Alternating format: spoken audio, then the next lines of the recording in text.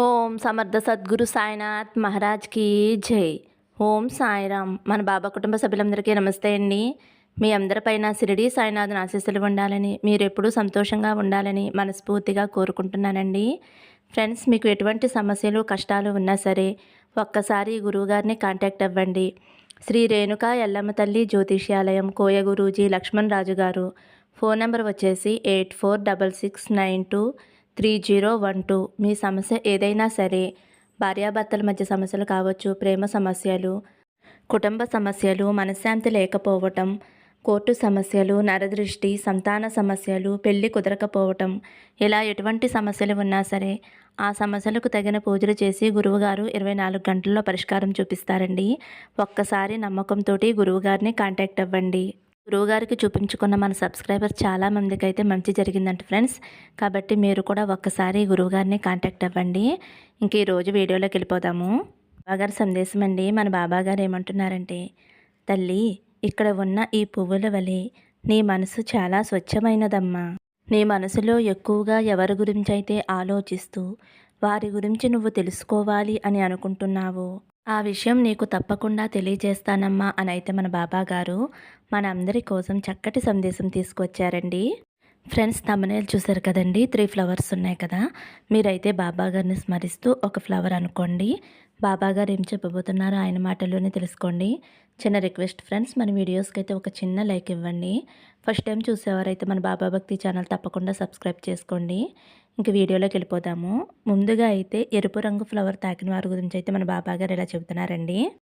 నీ మనసులో ఎవరి గురించి అయితే అనుకుంటున్నావో వారికి నీపై ఎలాంటి అభిప్రాయం ఉందని, నువ్వు మనసులో ఎంత బాధ అనుభవిస్తున్నావో నీకు నేను తెలియచేస్తాను తల్లి. ఈ బాధను నేను భరించలేకపోతున్నాను బాబా.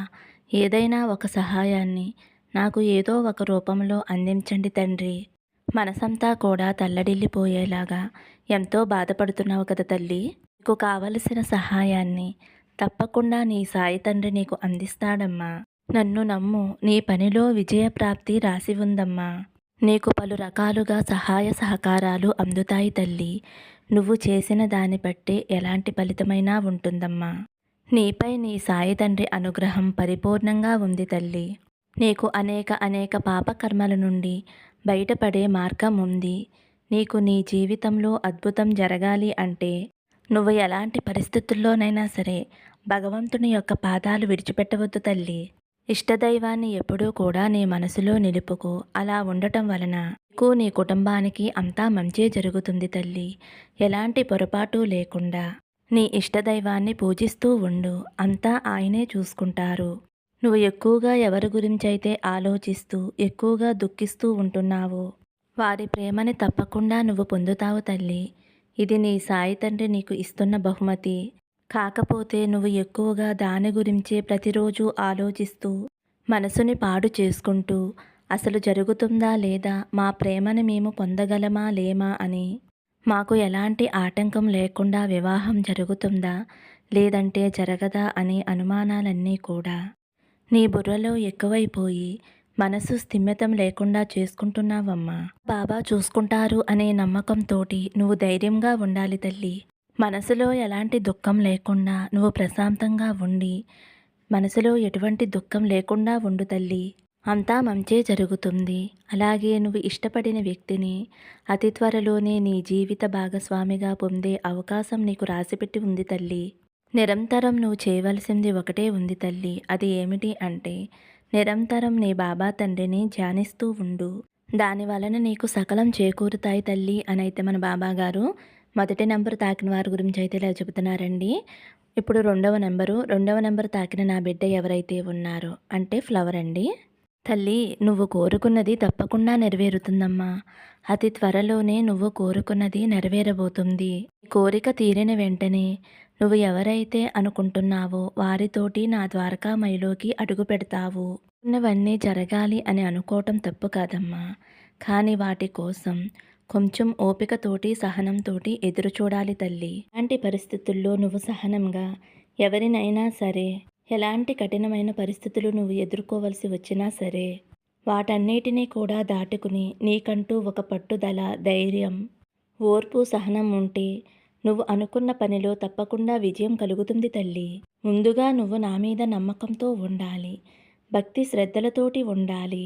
అంతేకాకుండా ఇప్పుడు నువ్వు చాలా జాగ్రత్తగా ఉండవలసిన సమయం తల్లి ఇది. అయితే వారిని గుడ్డిగా నమ్మి నీ మనసులో ఉన్న విషయాలన్నీ కూడా గుడ్డిగా బయటపెట్టడం నీకు అంత మంచిది కాదు తల్లి. అలాగే నువ్వు ఎంతో మంచి మనసు కలదానివి, ఎంతో సున్నితమైన మనసు కలదానివి. నువ్వు ఎందరికో ఆదర్శంగా ఉండేలాగా నీ జీవితాన్ని నువ్వు తీర్చిదిద్దుకోవాలి తల్లి. నీకంటూ కొన్ని కలలు ఉన్నాయి కదా, వాటిలో ఎలాంటి తప్పు లేదు. కానీ నీలో మాత్రం నాకు నచ్చిన విషయం ఏమిటి అంటే, అందరూ నా వాళ్ళే అనుకుంటావు. ప్రతి ఒక్కరితోటి స్నేహం చేయాలి అనుకుంటావు. బంధువులు ఎక్కువగా ఉండాలి అని అనుకుంటావు. ఇదంతా కూడా నీ మంచితనమేనమ్మా. నేను కాదు అని అనను. కానీ అందరూ నీలాగే మంచి మనస్తత్వంతో ఉండరు కదా తల్లి. ఎవరు ఎలాంటి వారో తెలుసుకో అమ్మా. వారితో జాగ్రత్తగా నడుచుకో. నీ పర్సనల్ విషయాలు ఏవీ కూడా అందరితోనూ చెప్పుకోవద్దు తల్లి. నువ్వేమనుకుంటావు అంటే, మనసులో ఉన్న కష్టం చెప్పుకుంటే నా కష్టం తీరిపోతుంది అని అనుకుంటావు. కానీ అలా ఎప్పుడూ జరగదమ్మా. నువ్వు కష్టం చెప్పుకుంటే నాతో మాత్రమే చెప్పుకో తల్లి. అది నేను మాత్రమే తీరుస్తాను. నువ్వు ఎవరితో చెప్పుకున్నా సరే, నీ బాధని తీర్చకపోగా నిన్ను తక్కువ అంచనా వేసి నిన్ను చిన్నచూపు చూస్తారమ్మా. నా బిడ్డని ఎవరైనా చిన్న చూపు చూస్తే నేను తట్టుకోగలనా? కాబట్టి అందరూ నా వాళ్ళే అని నువ్వు అనుకోవద్దు. ఎవరిని ఎంతవరకు చూడాలో అంతవరకే చూడు తల్లి. చెప్పుకున్నంత మాత్రాన కష్టం తీరిపోదు తల్లి.